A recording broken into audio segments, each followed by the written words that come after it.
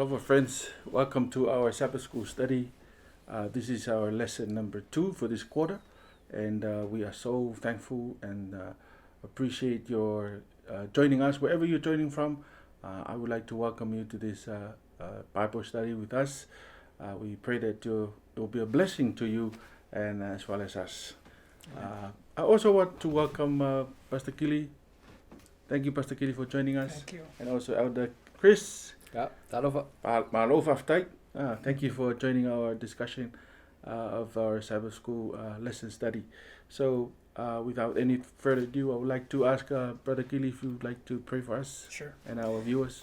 Let's pray. Father, we just thank you for these precious moments we have to sit at your feet and learn of thee. We have opened your word, and we pray, Father, that you would please grant us your spirit to lead us and guide us in all truth. Grant us understanding, and especially give us lessons that we are able to apply to our own lives that will lead us to become more and more like Jesus. We ask in Jesus' name. Amen. Amen. The title of our lesson for this week is entitled The Origin and Nature of the Bible. And I have to remind you that we are under the umbrella of this quarter's title, which is a question: how to interpret the scriptures. So it is very crucial as we discuss and study the lessons throughout this quarter. We keep that in mind, that we are learning how to interpret the scriptures. And so one of the I think the topics that really help us to help with the interpreting of scriptures is to understand the origin and the nature of the Bible, because it really affects what methods and the process that you will understand and study, so that you will have a right understanding. Because if you don't have the right understanding of the origin of the Bible, it's pretty much you'll be messed up. Right. So what do you say about this week's lesson? Yeah, well, that's a good takeoff point right there from the previous lesson, to build up to what we have today to study the origin and the nature of Scripture. We learned from the last lesson that Scripture is unique. Yes. And so if it's unique, it's a one of a kind. Yeah. So because that's part of its nature, it's a one of a kind. Therefore, it demands its own basis of understanding. So you can't just take, the Bible or the Scripture and assume any premise on your own, and succeed in defining the uniqueness of Scripture. Right. So that connects with having the need to then identify the origin of Scripture and its nature. So they tie into each other, so to speak. So we would learn as we study that this is very important in understanding Scripture, because then we can broaden that to with the study of origin and and the questions that are born from just considering the question of where does the Bible come from? Right. Where did it begin? How did it start? Okay. Would you like to add on that? Yeah. It basically, as it is stated in our memory text, that we are to welcome the Bible not as the word of men, but as the word of God. Yes. So here is a claim from this book, that this book is the word of God. It originates from God himself. So we have to make sure that the person that reads this book has to understand that this is not a book from man, but it's a book from God. From God. Coming from that perspective, seeing it from that point of view. That's the beginnings of your journey to understand what's written in His words. Amen. Yeah. Amen. So And that's part of the uniqueness of Scripture, is the uniqueness of God, Yes. because there's only one. Right. Yes. There's Right. there are no 2, 3 gods. Yes. So and this was part of what we were discussing in the previous lesson. Is that the scripture is God's word. Yes. So it's something that So this is actually is foundational Mm. in our study and understanding of the Bible. We have to believe that the Bible, it is the Word of God. It's not just any other book, because Right. there are now people in universities, especially our youth that are listening. They are now teaching that the Bible is just like another textbook. But we have to, look at the Bible from a unique perspective, that it is unique on its own, because the author of the Bible is God Himself. Yeah. So we need to lay that foundation Yes. Absolutely. before we move forward Mm. and then have any other study. We have to accept the fact that it is God's word now. Okay, so let's move on. We have some new terms. So for some of us who are listening, there are some new terms that are probably new to you, but you probably heard before. But we're gonna discuss those terms, like divine revelation. So what is divine revelation that we're talking about in this lesson? The divine revelation points directly to God being the origin of Scripture, because anything that's divine is God, is God word, is of God. Yes. So divine revelation states clearly that, accepting the principle that this is God's word, Yes. therefore it is God that reveals the information. It is God that is the source of what is the contents of Scripture and what is in there. So that's part of the divine revelation, is that God is the originator of what has been revealed. Okay. Any other? Yeah, the divine revelation is, it's telling us that this Bible was not written with just mere intellect of a human being. Amen. Correct. That the Bible was divinely revealed to us, and this gives us some insight of when we study the Bible. The Bible cannot be understood by just merely studying it with human effort. Yes. The Bible Amen. is revealed to us through divine inspiration, as the Bible tells us that the holy men of God were inspired and wrote the Bible down. Right. So it is that one must be connected with the Holy One, God Himself, in order to have understanding or to allow a revealing of the meaning of Scripture. So this is how we come about of understanding what Scripture is. God reveals Himself to us through this written word. So yeah. Amen. There's a Bible text, Chris. I don't know if you, I have a different version. So if you, Which one is it? it's 2 Peter chapter 1 verses Okay. 19 to 21. Right. Yeah, if you can read that one, and maybe you can share some thoughts on it. Right. Okay. Yeah. That which also speaks directly about the topic that we're discussing broadly upon, because with the established premise that God is the originator of Scripture and all that we've been said, therefore when we read the Bible and study the Bible, one of the first things that happens to a person that reads the Bible is he recognizes that you can't understand it just by reading. Yes. Yes. Once you read Scripture, you immediately will recognize it. Yeah. Whatever background you have, Right. whatever education you've got, whatever experience you've had, you cannot understand Scripture just because you want to read it. So it's a very unique aspect of Scripture, because that's where this verse comes in, which is 2 Peter chapter 2 verse 19 and 21. and then all the way down to verse 21, and the one that that's important for us to pay attention to is the part that says 21. It says, For the prophecy came not in old time by the will of man, Right. but holy men of God spake as they were moved by the Holy Ghost. So this here is packed with the same truth. We're being told here that it's not man that wrote what is in this book.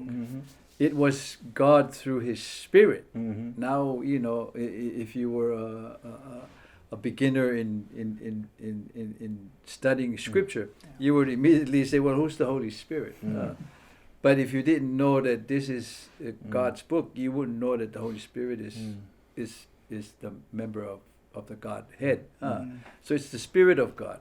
So God again here. So one of the unique aspect of Scripture is that Scripture itself lays claim on who is the originator of what is in here. So that's part of what this Scripture is saying, is that it's telling us that it's the Holy Spirit of God moving holy men, you know, that spoke the words that are written in Scripture. Yes. So very important, very very important. So it tells us that there's a cohesiveness in the process of how God reveals His word to mankind, because that's what's involved in all this process. Amen. Yeah. Yep. Mr. Keeley. Yeah, there's a definite cooperation between humanity and divinity. Yes. So what we see here is that God revealed the scriptures to these holy men who wrote it down. God also must be the one who reveals it for the reader to understand what is being written down. So the process is consistent. There has to be a cooperation between divinity and humanity in writing it, and there has to be a cooperation between humanity and divinity to understand it. Right. So it's key that the process is always consistent in terms of revelation to the written word and revelation to understand Amen. the Yes. word, and then also a cooperation to live the understanding Amen. of the Yes. So, That's a very important point. It reminds me of two terms that they always use: revelation and illumination. Revelation is how you accept the word of God was revealed to you, the holy men of God, and they wrote it down. And then illumination is our trying to understand and ask the Holy Spirit to illuminate our minds Right. to understand the word of God. Right. Yeah. And So it's a consistent process that we must follow in order for us to have the right understanding. yes, and when we look at Scripture from that perspective, then we know that God has an invested interest in giving divine revelation. There was a purpose for it. It's not a random event. It's not an accidental event. Yes. That God took the initiative to reveal His words, which is Scripture, and then that's where 1 Thessalonians chapter 2, which is our memory verse, verse 13, comes in. At the end of that verse, where Paul says that, after he says, "I'm thankful to God that after you received the word of God that you heard from us, that you received it not as the word of men, but as it is in truth the word of God." And at the end of that verse it says, "which effectually worketh also in you that believe." Amen. The connection, the purpose of why God spoke these revelations was because God has a vested interest in mankind. Yes.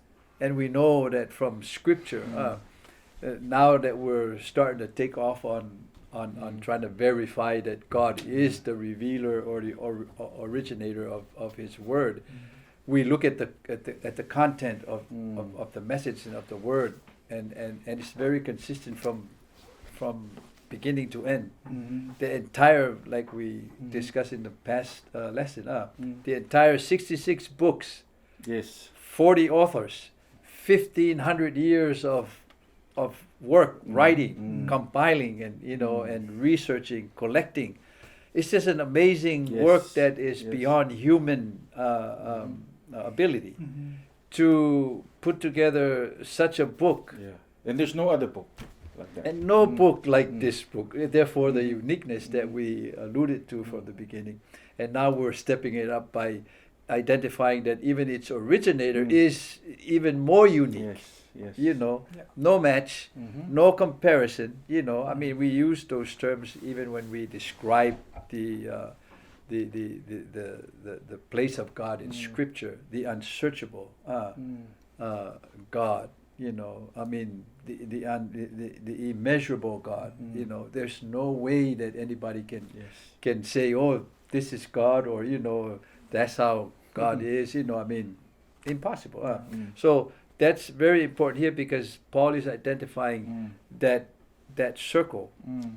that includes mankind. Mm. And so, therefore, we know that one of the ways that we can tell that God is the originator of the Word of God is that once we read what it does say about us, it makes sense. Mhm. We can see it like the Scripture tells us that Yeah. we were made in the image of God. The best shot man has given to to to have a go at defining or describing the origin of man is we come from monkeys. Huh? That's the best they can Yeah. come up with, huh? Yeah. But in Scripture, Yes. Yes. it makes all the sense in the world to know that you're just as unique as the unique one Mhm. that made you Mm. says that you were made from a unique Yeah. perspective. Huh? Right. But one of the things that I think people nowadays are questioning the validity of God's word as an inspired or as a word that was written by God Mhm. is the fact that some of the things are not proven scientifically.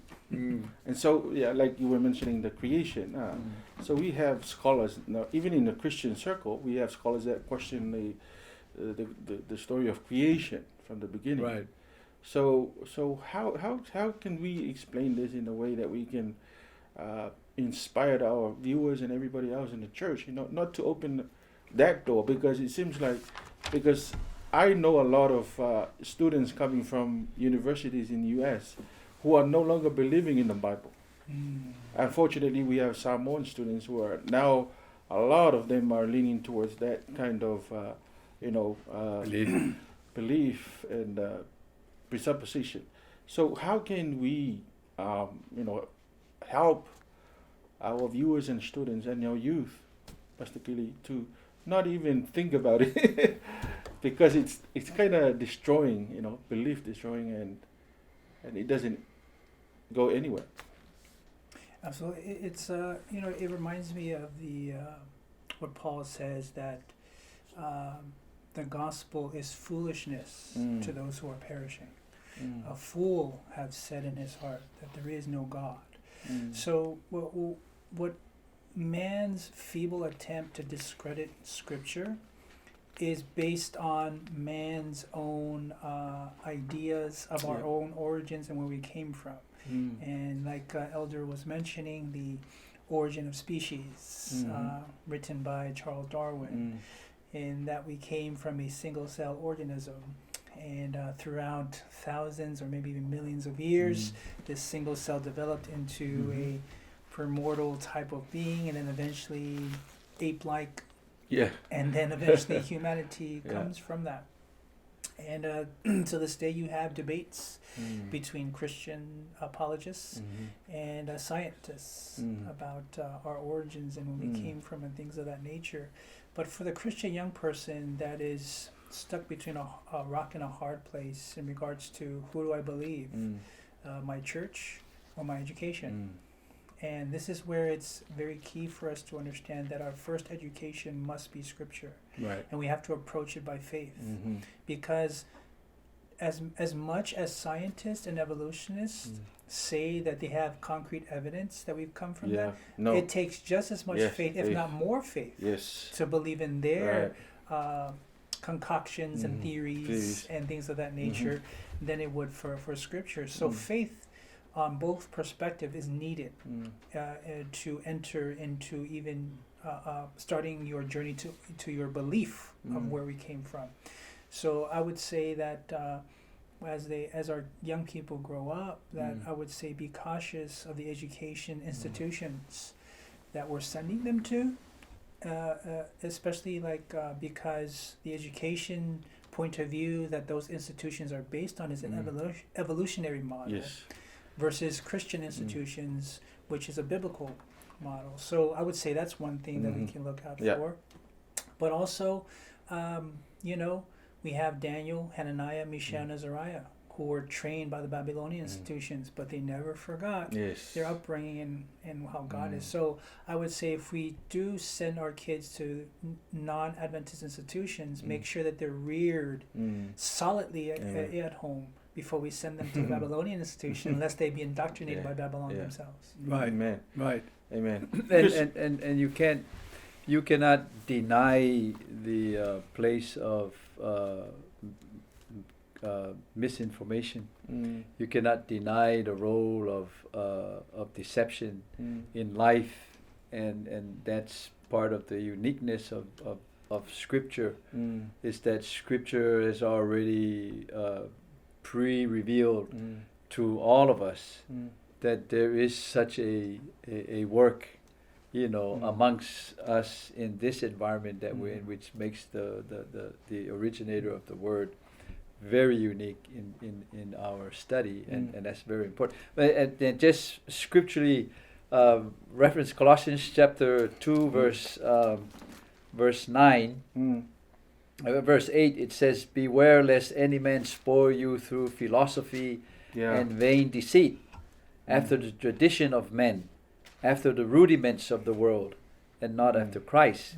So the divine revelation, in this respect, has already pre-included these counsels for us, knowing that this is what's going to cause generations of mankind to turn their backs on the Word of God.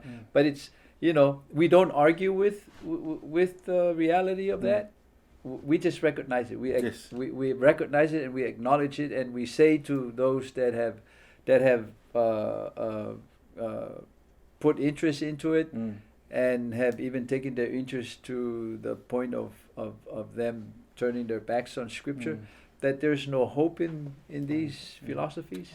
And the Lord didn't put this Scripture in here so that we can argue with them and try to convince them or twist their arm or or try to coerce them or force them to change their point of view, but just to make them aware that their choice is the second-hand choice versus the prime, the original, the prime choice that they can have by choosing the Word of God. Yeah. How is the word inspired? Was it thought inspired, or was it? Can you talk a little bit about the process of inspiration? Yeah. So I would begin in 2 Peter. Second Peter chapter 1 is the text that 21. 2 Peter 1. Yeah. And then verse 21. Yes. Yeah. So as I make my way there, notice what the Bible says. 2 Peter 1:21. For prophecy never came by the will of man, but holy men of God spoke as they were moved by the Holy Spirit. And then tie that together with 2 Timothy chapter 3 and verse 16 and 17. Holy men spoke as they were moved by the Holy Spirit. 2 Timothy 3 verse 16 and 17. All Scripture is given by inspiration of God and is profitable for doctrine, for reproof, for correction, for instruction in righteousness, that the man of God may be perfect, thoroughly furnished unto all good works. So we see here that the process begins with God inspiring the person first, is what we're seeing the process here. And just one more text here, Deuteronomy 18 and verse 18, right? Deuteronomy 18 and verse 18. Yeah, the one that says that I will raise among them a prophet like unto you, and he shall speak my words. Let's see. I will raise them up a prophet from among their brethren, like unto thee, and will put my words in his mouth, Mhm. and he shall speak unto them all that I shall command him. So Amen. what we see here is the process begins by God inspiring the man or speaking to the man verbally in Scripture. We see that often where God verbally speaks to the man. For example, like Moses, Right. Moses, go tell the people, and Moses will go and relay the message to the people. So again, the process of inspiration begins with God inspiring the man or speaking directly to the man. Then the man would write these things down. Yeah. And notice that Deuteronomy says, I will put my words Yeah. in his mouth. Yes. So this principle is also used in terms of God seems to inspire the man's mind. And the mind, remember, God does not bring out of us something that's not already in there. Absolutely. Yes. So you see this cooperation between divinity and humanity, where divinity inspires the man then writes the message of God that's been given to him from Right. God Absolutely. in the words that are in his mind, and this put together is the revealed word of God. Absolutely. Amen. Yes. Amen. Yes. Yes. And We and wanna that's add, and yeah. that's the whole process that we see from Yes. from Genesis 1 to Revelation 1, and the glue that keeps that process is the message, Right. the gospel. Yes. That's the glue. Yes. Because you take the scripture that says, and God says, let us make man in our image. And then it says, then God created man in his image. When a man reads that and it inspires him, it just blows that man's out of this world, and puts him in a different realm altogether, because now all of a sudden something, a light bulb goes off in his head and says, is he talking about me? When God says he made me in his image, and considering himself, if that man recognizes the sin element, because no doubt from scripture, man immediately recognizes sin nature. When Adam sinned in the beginning, Yes. his immediate reaction was trying to hide. That's an inspiration. That's an inspiration that does not come from man. That's an inspiration that comes from the Spirit of God, because he obviously heard the word of God. When God says to him, you can eat all the fruits in this garden that I've made for you, but the tree of the knowledge of good and evil thou shalt not eat, because the day that thou shalt eat thereof, thou shalt surely die. Now that experience, just to use the first one, is a powerful way of explaining to us, defining to us how the word of God inspires man. Because here's Adam, who have heard the word of God, and he's inspired to obey the word of God, and then he eats it, and all of a sudden he realizes that he has done something very very offensive to the word of God, and it inspires him. Inspires him to hide from God, but then it also inspired him to hear the voice Amen. of God when God came and says, Adam, where are you? And that is the kind of inspiration that we're talking about. That holy man of God, when Peter says holy man of God, we're talking about beginning from Adam. And also, just to add on that, in terms of holy men of God, right? Man cannot be holy in and of themselves. Yes. So when they're called holy men, it's because they have a connection with God. With God. So Absolutely. that connection is very imperative. It's Yes. very important Yes. for them to have written this, Yes. for us to understand it, and then for us to live Right. it. Or even to hear the word of Yes, God. If you don't have that in you, Mhm. you can't even hear the word of God. Right. But that's why the account of Adam is so inspiring, because even when he fell, he was able to hear the voice of God, which says when he was called on and responded. Wow. Man, when we lose that, that's when we have no hope. Yeah, and it's interesting that also that what the lesson also brings out is that by reading the different books, you see their characteristics brought forth. You see the different styles That's- brought yes. forth. So it's like Yes. God uses the person in his Yes. personality, Amen. in his way he uses his words. Yes. But the inspiration comes from Yeah. God, and you put that together, Yeah. it becomes the inspired word of God. Yeah. And- in a man. Yes, Yeah. and it's the thing is that cooperation is imperative because the embodiment of humanity and divinity working together Yes. is Jesus Christ. Absolutely. And, You know?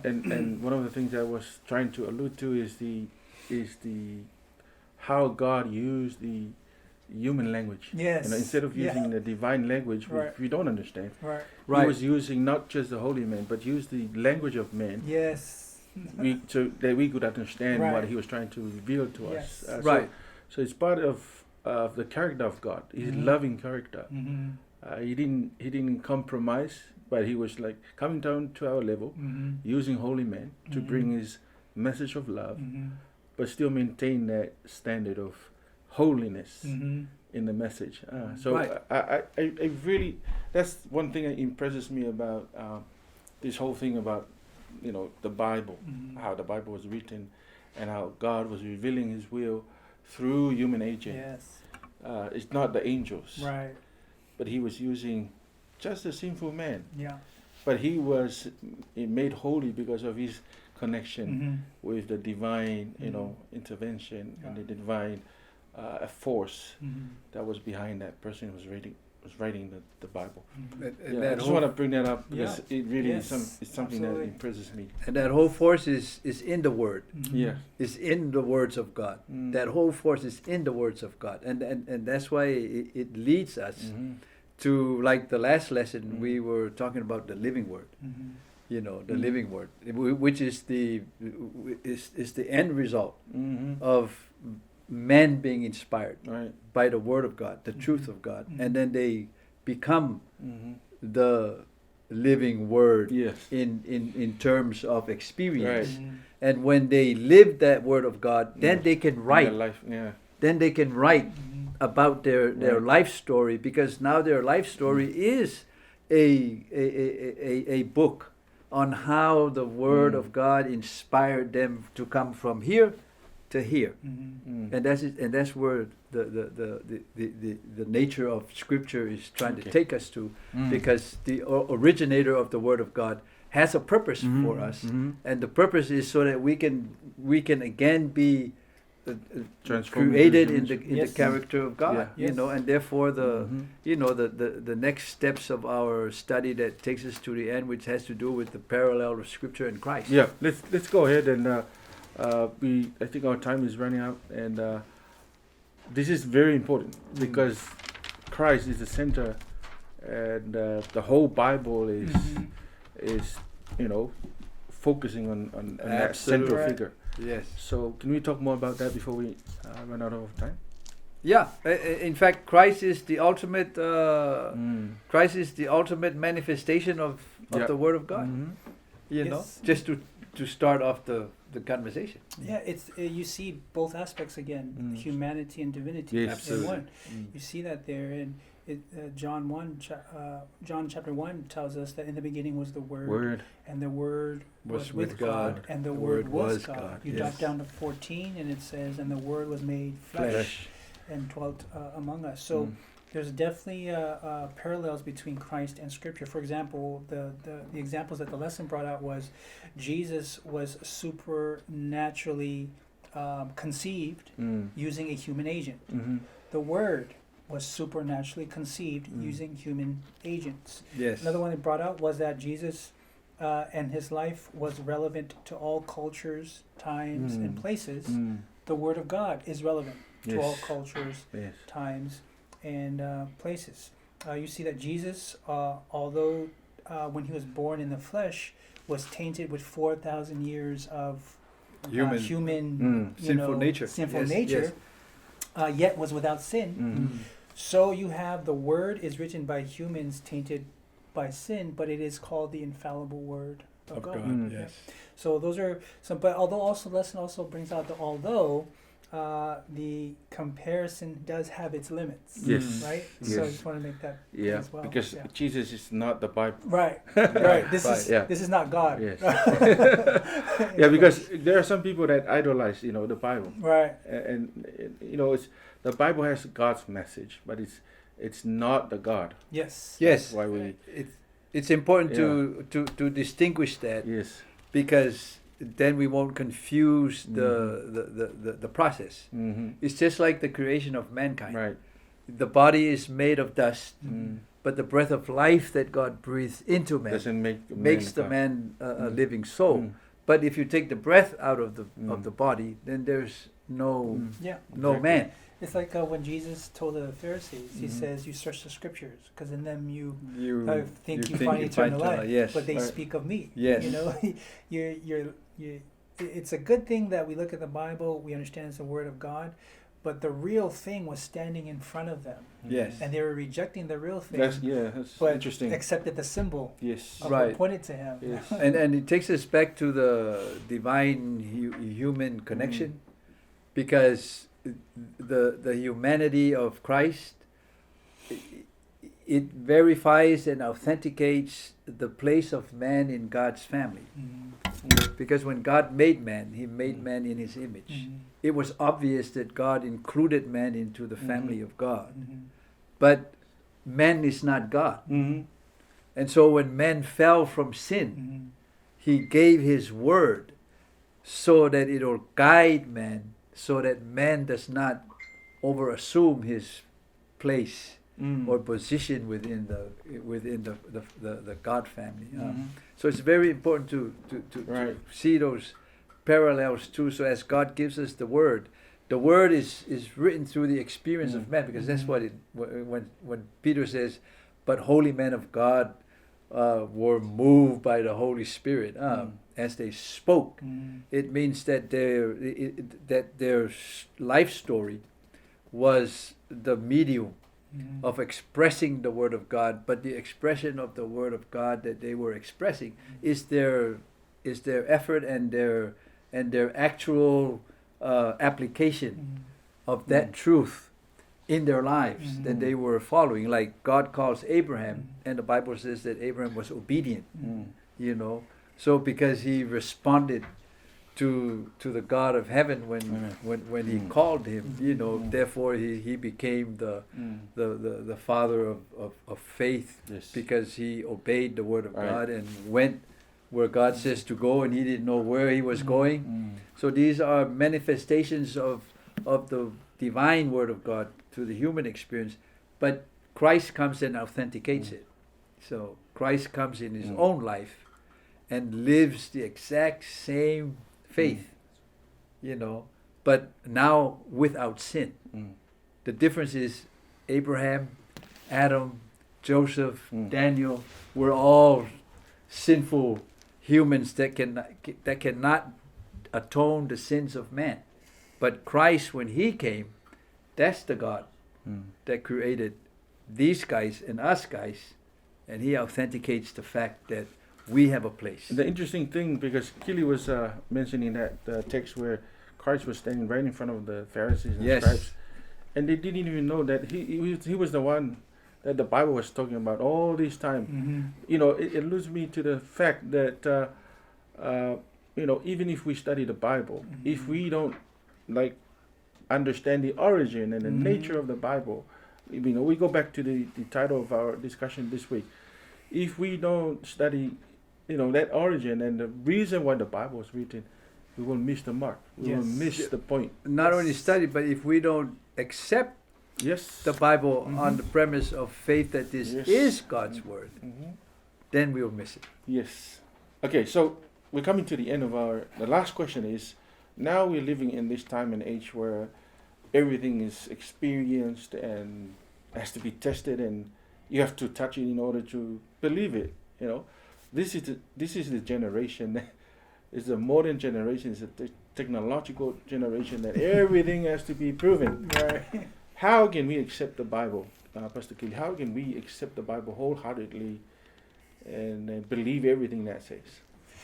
Well, the first text that comes to mind is faith cometh by hearing, and hearing by the word of Mm. God.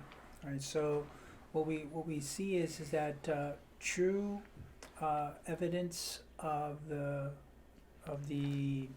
trustworthiness of Scripture Mm. is that, number one, we have to come at it by faith, Yes, receive it by amen. faith. But where the true understanding comes from is when we live it by faith. that's where you have true understanding Mm. of Scripture. Is that when one reads the Scripture, then they understand through the power of the Holy Spirit as they read the Scripture Amen. what to do. Then when they go by faith Mm.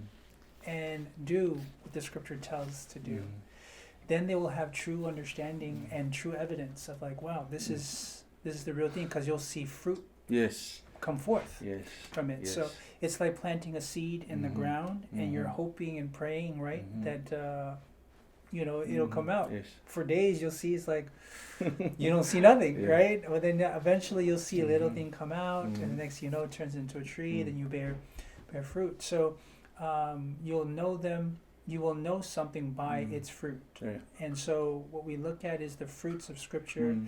and what does it produce? What does it bring out in your life? Mm. How does it? So when we test the truths of Scripture, the best way to test it and know it's true Mm. is to allow it to produce fruit in your own life. Amen. Amen. Amen. And so, taking it to Hebrews 11, Yes. verse 6, Mm. two elements in there. But Mm. without faith it is impossible to please God. Mm. For he that cometh to God must Mhm. believe that he is, Yes. and that he is a rewarder of them that diligently seek him. So the Right. first part of having faith Mm.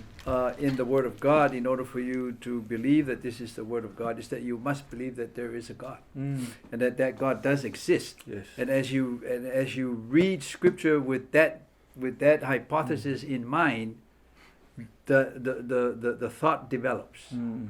If you don't read it with that in Mm. mind, that there is a God and that God does exist, Mm. then it won't develop. Mm. But if that's in your mind, Mm.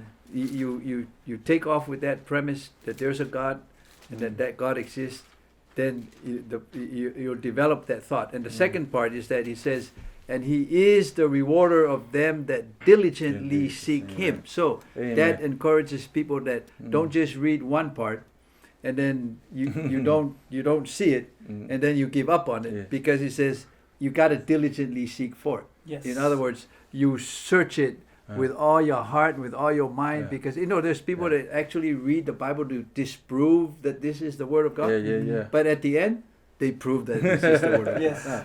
So that's just part of what. Again, there are people that only select only few texts that they like. Yes. That's not the kind of study that we're No. talking about. No. We're talking about Diligently study- means- yes. Everything, and you have to obey everything that the Bible says. Yes. Or at least accept everything on Yeah. it, even Yeah. if they're disagreeable to your heart. Yes. Also, the Bible is our first lesson book in Mm. regards to understanding God. But the Bible also tells us that the second lesson book to understand God is nature, Yes, Mm. that's right. as it's given in Romans Yes, yes. chapter 1. Yes, right, right. For since the creation of the Mm. world, his invisible attributes Mm. are clearly Seen. seen, Mm. being understood by the things that are made, even his eternal power and Yes. Godhead, so that they are without excuse. Right. But because although they knew God, they did not glorify him as God, Yes. nor were thankful, but became futile in their thoughts, and their foolish hearts Mm. were darkened. Professing to be wise, they became fools, and changed the glory of the incorruptible God Mm.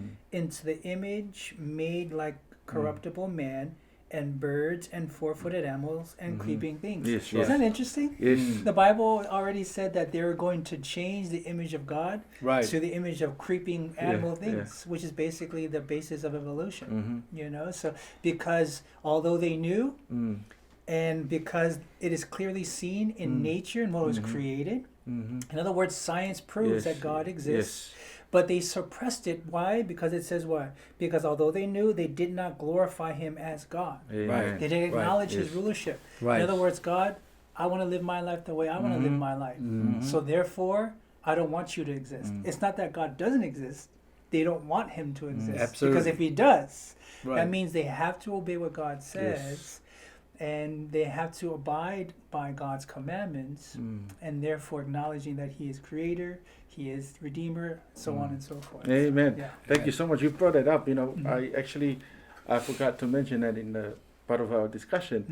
Mm-hmm. I think they call it the general revelation, Mm-hmm. as opposed to the specific revelation, Right. which is the Word of God. Huh? Yes. So while it's important to realize that, also advise our viewers, because there are people that actually rely, mainly on the general revelation. Right. Right. But we have to remember, that is just a general revelation Yes. of God. Now we have the Word of God. Yes. So it is important that we study the Word Amen. of God, which is Amen. the specific revelation Yes. of God to all of us. Amen. So thank you so much, gentlemen. That was awesome discussion. So our viewers out there, thank you so much for joining us.